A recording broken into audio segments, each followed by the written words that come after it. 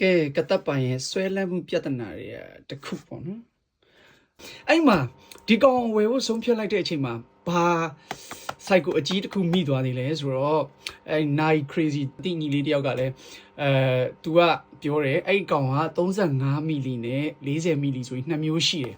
အဲ့မှာကျွန်တော်တို့ဒီလိုလက်အနေထားနေကြတော့ဗျာဟောပေါ့35မီလီကပို okay တယ်ပေါ့အဲ့မှာ तू က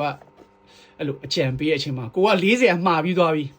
မပုတ်တို့နဲ့မှားပြီးသွားပြီဆိုတော့အဲ့မှာနည်းနည်းဟာပြန်မဲ့ချိန်ရတော့မလို့တည်ရမလား cycle တွေဖောက်ပြီးတော့YouTube တွေရှောက်ကြည့်အဲ့မှာတည်ရမလားအရှင်ပြီးတော့တည်ရမလားနောက်ဆုံးကြတော့ခေါင်းမာစွာနဲ့လုံးဝမချိန်က40ပဲဝင်မှာကြီးကမှကြီးရောဆိုပြီးတော့အဲ့လိုတော့ဆုံးဖြတ်လိုက်ပြီးတော့40ပဲရွေးလိုက်ပါတယ်အခုအတူတူကြည့်လိုက်အောင်နော် okay